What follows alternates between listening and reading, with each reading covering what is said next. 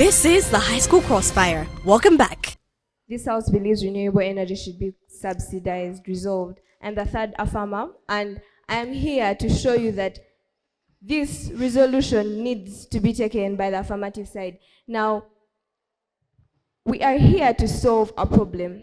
Debate is all about discussing about issues and discussing about problems in society and finding possible solutions to those problems. Now, we are providing a solution to climate change. Our solution is subsidizing renewable energy to make it more accessible, to increase its access such that we minimize the use of non-renewable energy. Now, the negative comes and tells us, they actually first agree with us and say that production of renewable energy is crucial in the fight against climate change. They come and also, then the first negator comes and tells us that subsidies have nothing to do with global warming. But our first affirmative showed us that in increase in giving subsidies and subsidization, we will be able to reduce the cost of renewable energy. Yes? Do you also believe that the renewable forms of energy as well cause economically costly?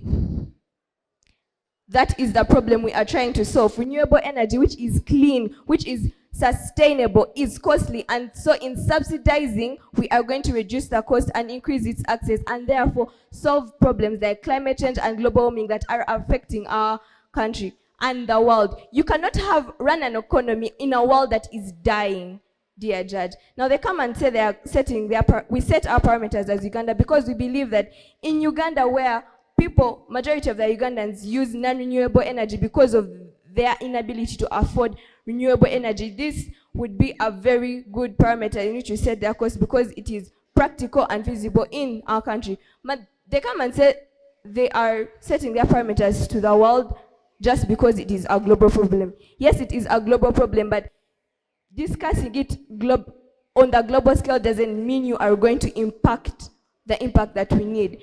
Subsidizing would be a financial burden to the taxpayer and to the people who are going to use this energy, but we are subsidizing. The government is the one that is going to take up some of the cost of supplying the renewable energy, and in that we are solving our problem. Our problem today is reducing the use of non-renewable energy, which would in turn destroy the environment. They come and give market distortion as their points, hinder development of most effective energy solutions, but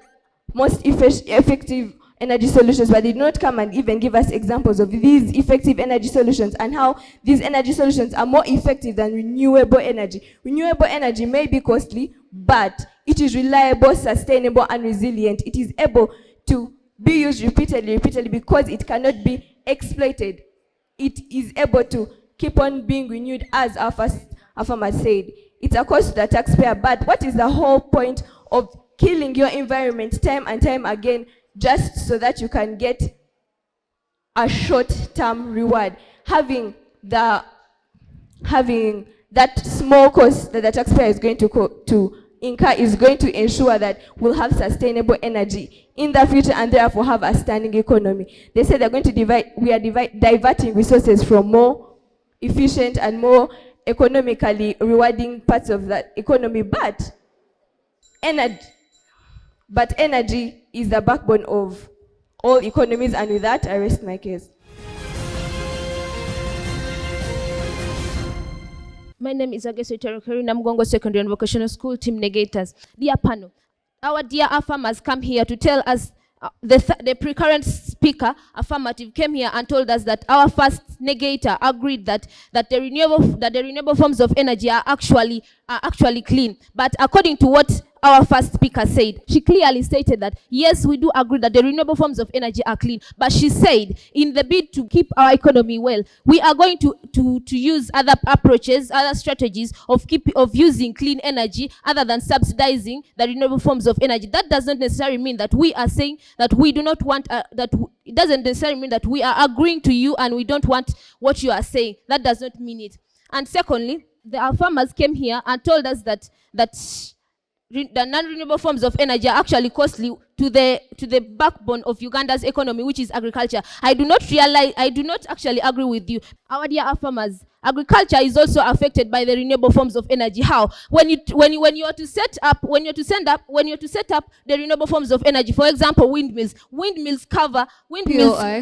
not allowed. Windmills cover 260 times the amount of land that the nuclear energy power plant can cover, which means that the renewable forms of energy plants as well cover a large amount of land, which could actually be used for agriculture. So you are contradicting yourselves, because also your argument, your case is actually a disadvantage to the agricultural system that you are so-called protecting, because the renewable forms of energy cover a large area of land. Our dear farmers also come here and tell us that the renewable forms, that the non-renewable forms of energy are costly. Yet they do not realize that the renewable forms of energy as well are costly. How? When we look at countries like Russia, because we are using Russia as well because our parameter is the world. When we look at countries like Russia, they are the leading exporters of oil, which is a backbone to their economy as well. So shouldn't we mind about other countries like Russia as well? Because countries like Russia actually fund countries like Uganda in some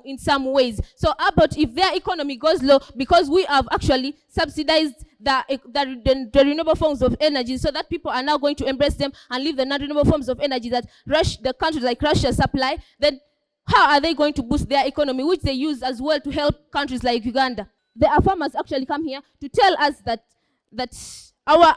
non-renewable forms of energy are very much economical costly. Yet they do not realize that their renewable forms of energy as well are very costly. How?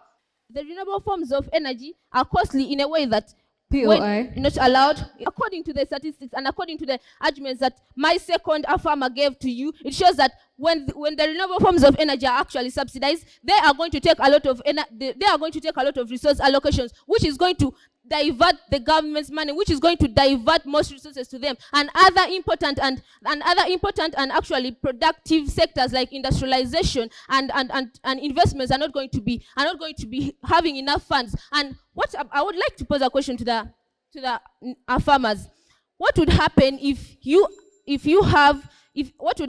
actually